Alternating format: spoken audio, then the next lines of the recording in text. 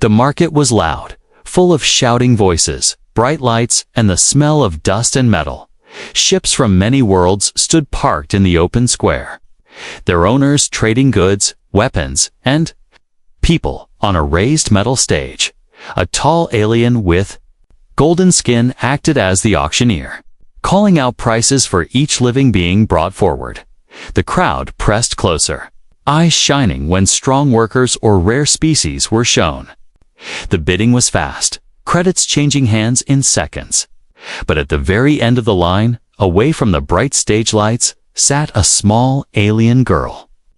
She looked no older than 16 in human years. Her skin was pale silver with faint markings that glimmered when the light touched them. Her hair, tangled and dirty, hung over her face. Her clothes were nothing but torn fabric, barely covering her thin frame. She kept her head down, arms wrapped tightly around her knees, as if trying to hide from the world. The auctioneer glanced at her and smirked. Lot 47 female, unknown origin, damaged stock. He announced, starting bid 10 credits. The crowd burst into laughter. Some shouted jokes, others shook their heads. 10 credits. That's too much for trash. One trader called out, "She's broken, look at her, can't even stand straight." Another said. The girl flinched at every word, but she didn't move, didn't speak. No one raised a hand. The auctioneer tapped his datapad, looking bored. "Come on, 10 credits. Anyone?" "She'll eat little, take up no space," he said, trying to make a sale. But the crowd had already turned their attention to the next cage being rolled forward. Only one figure remained, watching her. At the back of the crowd stood a human, named Jace. He had come to this market to sell scrap metal. Not to buy anyone, but something about the girl kept his eyes fixed on her. She wasn't just weak, she was afraid in a way he had seen before, the kind of fear that came from being hurt too many times. He noticed her hands small, trembling, but her fingers had faint glowing lines under the skin. He had never seen anything like it. The auctioneer's voice cut through the noise again. "Last call, 10 credits." Silence. The auctioneer sighed. "Ready to move on? I'll take her," Jace said. The words were calm, but in the quiet that followed, they felt loud. Heads turned, people stared. A few laughed again, thinking it was a joke, but Jace stepped forward, holding out a small credit chip. The auctioneer's eyebrows rose. "You're serious?" Jace nodded. 10 credits, he said, his voice leaving no room for doubt. With a shrug, the auctioneer waved him toward the stage. A guard unlocked the girl's shackles and pushed her toward Jace. She stumbled, but caught herself, still not lifting her head when Jace reached out a hand to steady her. She froze like an animal waiting for a blow. He didn't touch her, only stepped back and let her move at her own pace. The crowd whispered behind them, "Why would a human waste money on that? He must be crazy or desperate." Jace ignored them all, guiding the girl through the market toward his small transport ship. She moved like a shadow, keeping as much distance from him as she could. When they reached the ship, he opened the hatch and gestured for her to step inside. She hesitated, eyes darting as if expecting a trap. "It's safe," Jace said quietly. Still, she entered slowly, keeping her back to the wall once inside. The hum of the ship's systems filled the silence between them. Jace offered her a seat and pulled out a sealed packet of food from his supply. She stared at it, but didn't reach for it. "You can eat," he told her. "I'm not going to hurt you." She looked up for the first time. Her eyes were a soft violet, filled with both fear and disbelief. Her lips parted, and for a moment it seemed she might speak. But instead, she lowered her gaze again. Jace set the food on the table and stepped back, giving her space as the engines powered up. He caught a faint reflection in the window. The girl was glancing at him when she thought he wasn't looking. Her eyes carried a question she didn't dare ask, and in that moment, Jace decided he would find out what had happened to her. Because no one deserved to be laughed at and sold for 10 credits, especially not someone who looked like they had once been something far more. Asterisk, the ship's engines rumbled softly as Jace guided it away from the dusty marketplace through the way. Small window, the alien city shrank behind them, its bright neon lights swallowed by the dark of space. Inside, the silence was heavy. The girl sat at the far corner of the small cabin. Knees pulled to her chest, eyes fixed on the floor. Jace didn't try to speak right away. He knew enough about fear to understand that words wouldn't break it. Actions would. He kept his movements slow, not wanting to startle her. He adjusted the controls, checked the fuel, set the ship on a steady course, when he turned back. The packet of food was still untouched on the table. "You need to eat," he said, gently. She didn't look up. Her fingers gripped the fabric. Of her torn clothes, as if holding them together would keep her safe, Jace sighed quietly, opened the packet himself, and placed a piece of the soft bread in front of her. She glanced at it quickly, then away. "You think I poisoned it?" he asked, his voice calm. Her silence was answer enough, without another word. Jace took a bite of the bread himself and chewed. He placed the rest back in front of her. Minutes passed, and finally, with trembling hands, she picked it up. Her first bite was small, almost hesitant, but then hunger took over and she ate faster. When she was done, she sat back, eyes avoiding his. Jace leaned against the wall, arms crossed. "What's your name?" he asked. Her lips moved, but no sound came. He waited, not pushing. After a long pause, she whispered, "Syrah." Her voice was so soft he almost didn't hear it. "That's a good name," Jace said. She gave no reaction. A faint light blinked on the collar around her neck, a small metal band with tiny embedded crystals. Jace frowned. "That thing. It's a control device, isn't it?" She tensed instantly, her hands going to the collar as if to protect it. "No," she said quickly. "Leave it." Her voice shook. Jace studied her for a moment, then quietly reached into a drawer and pulled out a small tool. He stepped closer, slow and careful. "I'm not leaving it," he said. "It's not staying on you." Her eyes widened as he gently touched the collar with the tool. A faint spark, a click. The metal ring loosened and fell into his hand.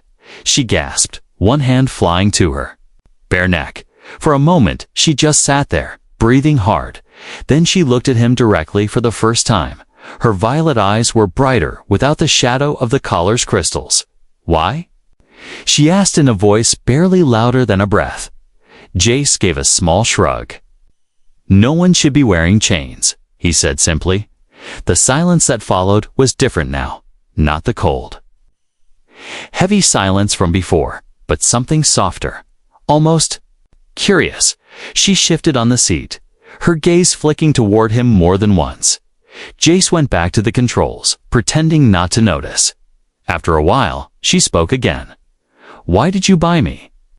Her tone was cautious, like she was testing the weight of the question. Jace didn't look back. "Because you deserve better than being laughed at and sold for scraps," he said. Her fingers tightened around the edge of the seat. "No one ever said that before?" she whispered, almost as if she didn't believe it. The ship drifted quietly through the dark. A soft hum filled the air, the sound of the engine steady and calm. But then Jace noticed something else, a faint, low vibration, like energy moving through the air. He turned his head, scanning the cabin. The source was Syrah. Her hands were resting on her knees, but they glowed faintly under the skin. Thin lines of light tracing shapes he couldn't recognize. It was faint enough that someone could miss it if they weren't looking. But Jace saw it clearly. "You're glowing," he said quietly. She stiffened instantly, tucking her hands under her arms. "It's nothing," she said quickly. Too quickly, Jace didn't push. "All right," he said, turning back to the controls. But in his mind, the question burned brighter. This girl was no ordinary slave. And if anyone else in that market had seen what he just saw, they might have been willing to pay far more than 10 credits. The rest of the ride passed in silence again. But this time, it was not the silence of strangers. It was the silence of two people who both knew there was something more to say. Just not yet, when the ship finally reached Jace's small outpost on the edge of a quiet moon. He powered down the engines and stood.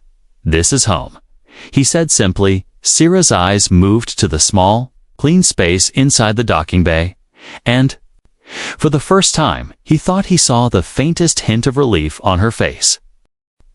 The outpost was quiet, a cluster of small metal buildings under a pale blue sky.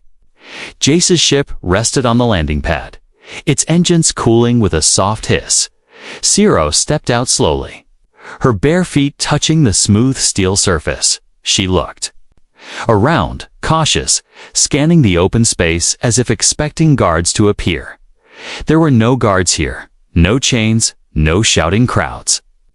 Only the low hum of the wind turbines and the soft buzz of energy lines running through the ground. Jace led the way to his home, a simple structure with one main room, kitchen corner, a small sleeping space, and a storage area. "This isn't much," he said, "but it's safe." Sierra stood at the doorway for a long moment before stepping inside. Her eyes moved over every detail, the shelves lined with tools, the clean counter, the blanket neatly folded on the bed. She kept her hands close to her sides, as if afraid to touch anything. Jace motioned toward the bed. "You can take that," he said. But she shook her head, moving instead to the corner. Near the wall, she lowered herself to the floor, tucking her knees in again. Jace frowned. "You don't have to sleep on the ground," he told her. Her voice was quiet but firm. "I've never slept in a bed." Jace didn't argue. He simply set an extra blanket beside her.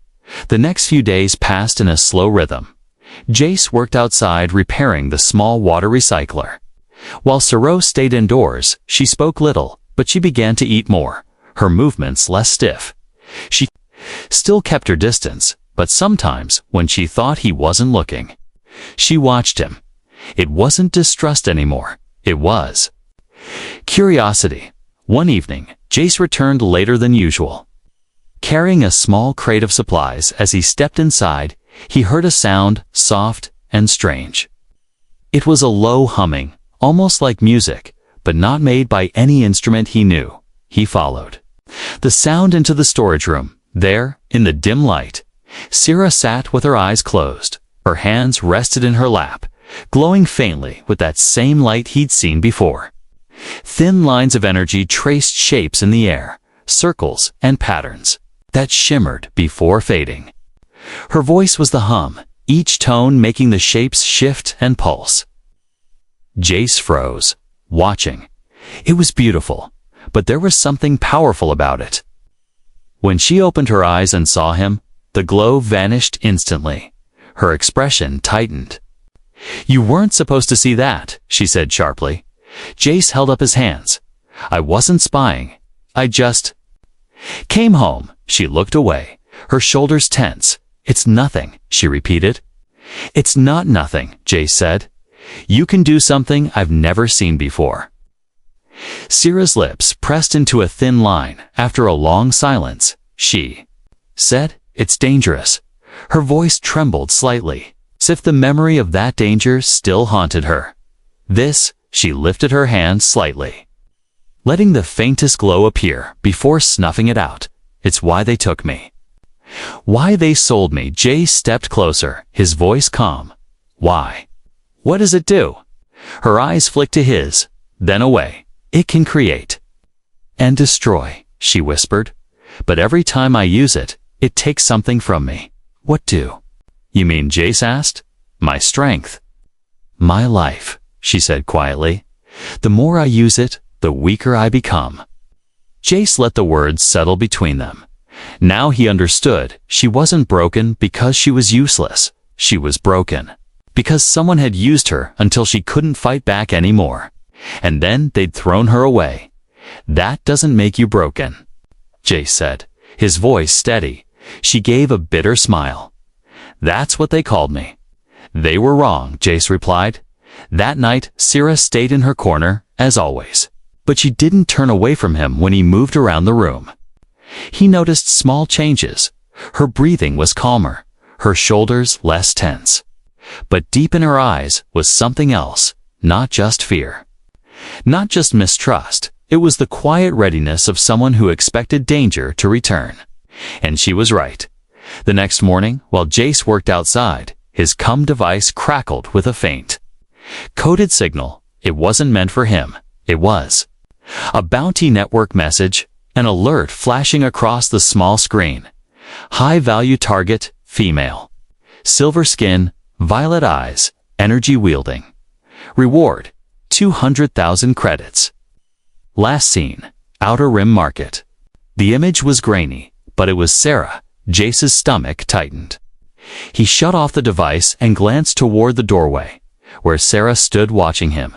Her face was pale, her eyes fixed on the cum as if she already knew what it said. "Who's looking for you?" he asked quietly. She hesitated, then answered in a low voice, "Everyone." Jace didn't move for a long moment. The cum screen was still glowing faintly, showing the bounty message. 200,000 credits, enough money to make.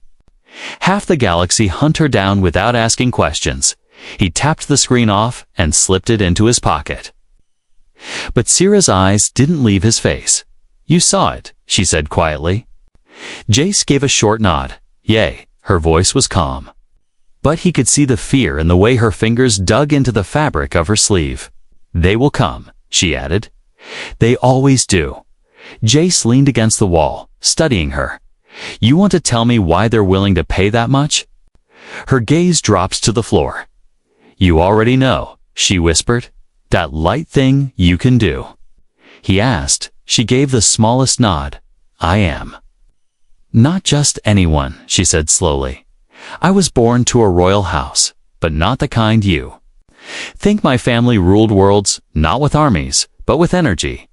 Jace raised an eyebrow. "Energy. My people can shape it. Power ships, heal wounds, even destroy matter," she explained.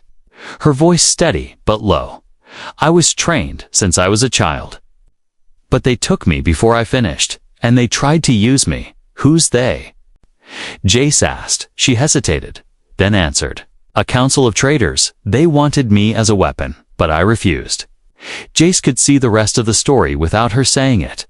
They had tried to force her, used her until she weakened, then sold her as worthless when she could no longer perform on command. Now they wanted her back, not because they cared, but because someone else was offering to pay more. Jace crossed his arms. "So what's the plan? Keep running forever?" Syrah's eyes lifted to meet his. "That's what I've been doing," she said simply, "until you, outside." The wind turbines spun slowly, their hum mixing with the faint sound of the desert air. It was peaceful, but the peace wouldn't last. Jace's instincts told him they were already being tracked. The bounty network was fast, and bounty hunters didn't waste time. That night, Jace stayed awake longer than usual, checking his ship, reinforcing the entry locks, and scanning the nearby space for unusual signals. Syrah stayed in her corner, but she watched him. She seemed to sense his unease, because she asked softly, "You think they're coming soon?" Jace didn't lie. "Yeah, before dawn." His ship's console gave a faint alert movement in orbit. He slipped outside quietly, using his binoculars to scan the sky. Two dark shapes moved above the horizon, too small to be trade ships, too fast to be patrols, hunters. They were doing wide sweeps, probably scanning for heat signatures or unique energy patterns. If Syrah used her power now, even a little, they'd find her in seconds. When Jace came back inside, Syrah was already standing there. "Here," she said. He paused. "You can feel them." She nodded. "They're scanners. They brush against me like cold wind." Jace grabbed his small blaster and handed her a hooded cloak. "Put this on. We need to move." "Where?" she asked. "Somewhere they won't think to look." Jace replied. "They moved quickly. slipping through the narrow canyons behind the outpost. The ground was rough and the air thin, but Sierra didn't complain. Jace led her to an old maintenance tunnel that went deep underground. The entrance was hidden behind a fallen metal panel and half buried in sand. They climbed down the narrow shaft, the air growing cooler with each step. Inside, the tunnel was dark except for Jace's small flashlight. The walls were lined with old cables and rusted machinery, leftovers from when the outpost had been. Part of a mining colony, they settled in a small chamber where the walls curved inward like a shelter. "This place is off every scan map," Jace said. "They won't find us here. Unless they start searching on foot." Sierra pulled her knees close. "They will," she said. "They always do." Her voice wasn't panicked, but there was a deep certainty in it. Jace sat beside her, blaster on his lap. "Then we make sure." "They regret it," he said. Hours passed in silence, broken only by the distant thud of footsteps above ground. Jace could feel the vibrations through the tunnel walls. The hunters were here. Sierra's eyes closed briefly, and when they opened again, there was a faint glow in them. "They're coming closer," she said. "How many?" "3," she replied. "But one of them isn't like the others." Before Jace could ask what she meant, the sound of metal being dragged echoed down the tunnel. They were opening the entrance. Jace tightened his grip on the blaster. His heart beat steady but strong. Sierra shifted closer to him, her hand brushing his arm for the first time since he'd met her. "You should leave me," she said suddenly. "Not happening." Jace replied without hesitation. Her lips parted slightly, as if she wanted to argue, but no words came. The first shadow appeared in the tunnel, tall and armed. Jace raised his blaster, and that was when he saw it. Sierra's hands were glowing again, brighter this time, the lines of light running up her arms, her violet eyes fixed on the intruders. "Stay behind me," she told Jace, her voice calm in a way that didn't match the danger, and for the first time, Jace realized she might not just be running from the hunters, she might be capable of stopping them. The first hunter stepped fully into the tunnel. His armor was dark gray with streaks of old battle damage, his visor glowing red in the dim light. Behind him, 2 more shapes moved, one tall and lean with a long rifle slung over his back, the other shorter but bulkier, carrying a heavy shock weapon that hummed with lethal charge. They didn't rush. Hunters never rushed when they thought they already had their prey trapped. The leader's voice was metallic through his helmet speaker. "Stand down, human," he ordered. "Hand over the girl, and you walk away breathing." Jace kept his blaster steady, but his mind worked fast. 3 of them, all armored, all trained. Even if he took one down, the others would finish him before he could fire again. His only advantage was the narrow tunnel they couldn't spread out. But that meant Sierra had no escape either. Sierra's glow brightened, faint lines of light crawling across her silver skin like living veins. The hunters' visors tilted toward her, target confirmed. The leader said sharply, "Don't let her." He didn't finish. A flash of white-blue light burst from Sierra's palms, slamming into the tunnel wall beside the first hunter. The metal groaned and warped under the force, sending sparks showering through the air. The hunters staggered but held their ground, weapons raising. "Stop," Jace shouted, stepping in front of her. "You'll drain yourself." Sierra's voice was calm, almost too calm. "I know," she said. "But they won't stop unless I make them." The lean hunter fired first. A pulse round tore through the air, but Sierra lifted her hand and the shot bent away, hitting the wall. Instead, it wasn't a shield exactly, more like the air around her shimmered, bending the path of the attack. Her other hand flicked forward and a wave of energy slammed into the bulky hunter, knocking him back into the tunnel wall with a loud crash. Jace ducked as another pulse shot ripped past. He aimed his blaster and returned fire, his shot catching the lead hunter's shoulder. The armor sparked. forcing the man to stumble back. But the leader was quick. He swung his weapon up and fired a net projectile. The glowing mesh spread wide, heading straight for Sierra. She moved faster than Jace thought possible. Her hands came together, the glow around her flaring into a single pulse that disintegrated the net midair. The heat from it rolled over Jace's skin like a sudden blast from a furnace. For the first time, the hunters hesitated. The leader's voice tightened. "She's stronger than the reports said. Take her down." They charged. Jace fired again, hitting the lean one in the leg, sending him crashing to the floor. The bulky hunter roared and swung his shock weapon, sparks flying as it scraped the tunnel wall. Sierra caught the strike in her bare hand. The weapon's crackling energy flared, but she absorbed it, the glow in her skin surging brighter. The bulky hunter's visor tilted in shock just before she shoved him back so hard his armor dented against the wall. Jace's blaster overheated, forcing him to duck behind a rusted support beam. The leader advanced on Sierra, pulling a small cylindrical device from his belt. A suppression charge. Jace recognized it instantly. "Sierra, move!" He shouted, but she didn't. She stepped forward instead, her voice steady. "You think you can cage me again?" The leader threw the charge, but Sierra's energy lashed out like a whip, striking at midair. The device exploded prematurely, the shockwave rattling the tunnel and throwing both the leader and Jace off balance. Dust and fragments of old metal rained from the ceiling. The leader hit the ground hard, his visor cracked. Breathing hard, Sierra lowered her hands, the glow flickering. Jace saw her knees tremble. "Hey," he moved toward her, but she waved him back. "They're not finished," she warned. Sure enough, the lean hunter tried to push himself up. Jace swung his overheated blaster like a club, knocking the man back down. The bulky one didn't rise at all. His armor smoked where Sierra's energy had burned through the outer plating. The leader, however, was already reaching for another weapon.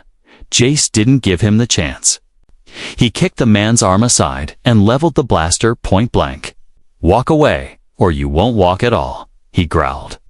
The leader glared at him through the cracked visor. Then at Sierra. "This isn't over," he said, his voice cold and certain. Jace's jaw tightened. "It is for today," he replied. The hunters retreated slowly, dragging their wounded with them. When they were finally gone, Sierra sagged against the tunnel wall. The glow around her faded until only the faintest shimmer remained. Her breathing was shallow. Jace stepped forward, catching her before she could collapse. "You weren't kidding about the cost," he said, her lips curved in a tired half-smile. "Every time I use it, a part of me burns away," she whispered. Jace looked toward the tunnel entrance. They had bought time, but not safety. And now he knew something with absolute certainty. If they stayed here, more hunters would come. And next time, they might not leave empty-handed. The tunnel felt heavier after the hunters left, not just from the dust hanging in the air, but from the silence they left behind. Jace helped Sierra to her feet, his arms steady around her shoulders. Her steps were slow, her weight light but fragile. In a way that made him realize just how much the fight had cost her, they reached the surface just before dawn. The pale light spilled over the rocky horizon, casting long shadows across the empty desert. Jace scanned the sky. It was clear, but he knew it wouldn't be for long. "They'll regroup," he said quietly. Sierra didn't answer, her eyes on the rising sun. It painted her silver skin in soft gold. And for a moment, she didn't look hunted. She looked free. Back at the outpost, Jace got her to sit while he ran system checks on his ship. The tracker from before was gone, but he found a new problem. The hunters had damaged one of the stabilizers in their earlier sweep. They wouldn't make it far without fixing it, and fixing it would take time they didn't have. Sierra must have read his expression because she spoke without looking at him. "You're thinking we should run?" she said. "That's the smart move," Jace replied. "But you're not going to," she said softly. Jace glanced at her. "You read my mind." She shook her head. "No. I just know the kind of man you are." He didn't answer, but deep down, she was right. Running now meant leaving the hunters free to track them forever. At some point, they had to make a stand. That stand came sooner than expected. The warning sensors lit up an hour later, 2 ships approaching fast. One was the same hunter craft from before, limping from earlier damage but still functional. The other was larger, sleeker.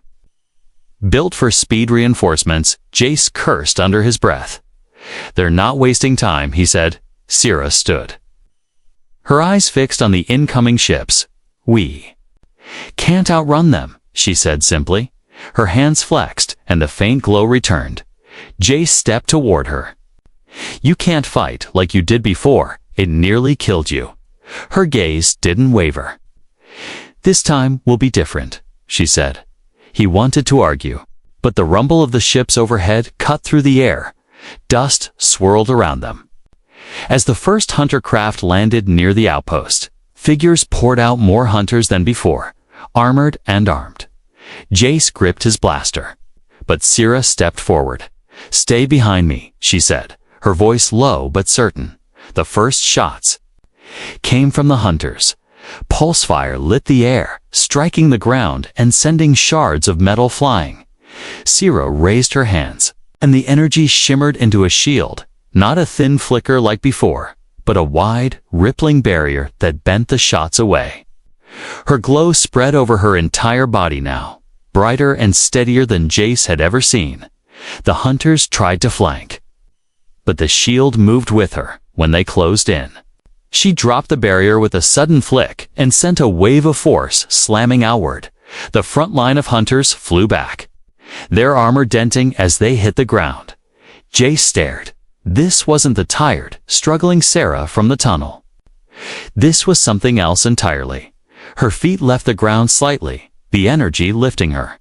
Her markings blazed with light, the patterns shifting as if alive. She spread her arms, and the ground beneath the hunters cracked with sharp, splintering sounds. Energy surged upward in jagged arcs, knocking weapons from hands and shattering visors. The larger ship above began charging its main cannon. Jace saw the glow building under its nose and shouted, "Syrah, they're targeting you." She didn't turn. Her hands came together, the light between them condensing into a sphere so bright it hurt to look at. She flung it upward, and the sphere split into threads of pure energy that wrapped around the cannon. With a thunderous crack, the weapon imploded, taking a chunk of the ship with it. The shockwave hit the ground, rattling the outpost walls and throwing Jace back a step. When the dust cleared, the larger ship was already limping away, smoke trailing behind it. The smaller hunter craft tried to retreat, but Syrah wasn't done. She raised one hand and clenched her fist. The ship's engines screamed and died mid-air. It dropped hard onto the sand, sending up a wave of dust. The remaining hunters stumbled back, weapons lowered now. One of them shouted into a comm, and moments later they began to retreat. They didn't even try to take their wounded. They just wanted to get away. When the last of them was gone, Syrah slowly lowered herself back to the ground. The glow dimmed, flickering, her knees buckled, and Jace was there to catch her. Her breathing was ragged, her skin hot to the touch. "You saved us," he said quietly. Her lips curved in a faint, exhausted smile. "No," she whispered. "We saved each other." He carried her inside, laying her gently on the bed she had refused before. This time, she didn't protest. Outside, the desert was quiet again, but Jace knew it wouldn't stay that way. Word would spread about what had happened here, and next time, they wouldn't just send hunters. The desert was quiet again. The only sound came from the soft hum of Jace's ship as its systems cooled. The scent of scorched metal lingered in the air from the battle, a reminder that they had survived, but also that more would come. Inside, Sierra lay in the bed she had once refused. Her breathing was steady now. Her silver skin dim, but no longer pale. The glowing lines along her arms had faded to faint traces. Like the last embers of a fire, Jace sat nearby, cleaning his blaster in slow, thoughtful motions. He glanced at her often, half expecting her to vanish like a dream. When she finally stirred, her violet eyes opened slowly. "You stayed," she whispered. Jace gave a small, wry smile. "Where else would I go?" Her lips curved faintly. "Most people run from me," she said. "I'm not most people," he replied. She sat up slowly, looking around the small room as if seeing it for the first time. Her gaze landed on the folded blanket in the corner. Where she had slept before, it felt distant now, like another lifetime. "You fought for me," she said, her tone soft but certain. "I told you," Jace said. "You're not broken." For a long moment, they sat in silence. The sun climbed higher outside, sending warm light through the small window. Finally, Jace broke the quiet. "We can't stay here," he said. "The hunters will send more, maybe bigger ships next time." Sierra nodded slowly. "I know," she said. "They won't stop." Until she didn't finish. But Jace understood. He leaned forward, resting his elbows on his knees. "So we have two choices," he said.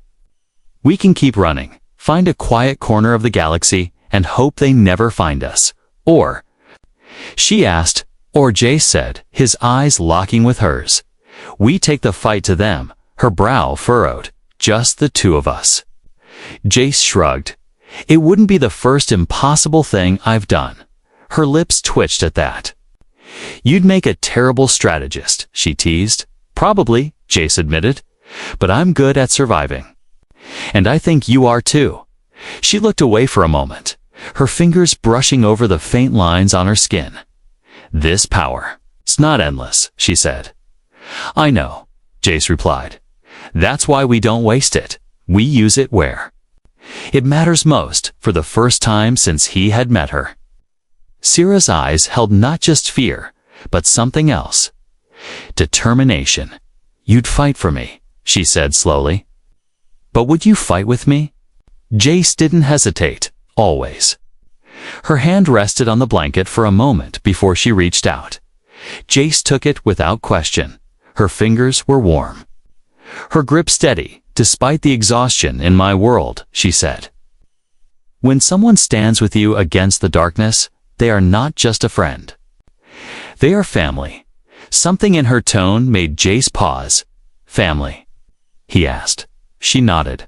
"I have none left," she said simply, "but I think I have one now." Outside, the sun dipped lower, casting the desert in long shadows. The stillness felt different now, not the quiet before danger, but the calm before a journey. Jace stood and began packing supplies into the ship. Fuel cells, rations, spare weapons, anything they could carry. Sarah rose to help, moving slowly but with purpose. As they worked, she asked quietly, "Where will we go first?" Jace glanced at her. "To the people who put that bounty on you," he said. Her lips curved into the faintest smile. "And then?" "Then," Jace said, "we make sure no one can ever do this to you or anyone again." When the ship was ready, Sierra stood at the ramp, looking out over the desert one last time. The place where she had been hunted, where she had fought, where she had almost lost herself. Now it was just sand and sky. She stepped inside without looking back. Jace settled into the pilot's seat. Sierra took the seat beside him, her hands resting lightly on her knees as the engines roared too. "Life?" She glanced at him. "You never told me why you bought me," she said. Jace kept his eyes on the controls. "Maybe I saw someone worth more than 10 credits, he said. Her voice was quiet, but certain. "You saw someone worth everything." The ship lifted from the landing pad. Rising into the fading light, the desert shrank below them, replaced by the endless black of space. Somewhere out there, enemies waited, but so did something else. The chance to change everything, and for the first time since she could remember. Sierra didn't feel like prey. She felt like a storm, and Jace, sitting beside her, was ready to face it with her.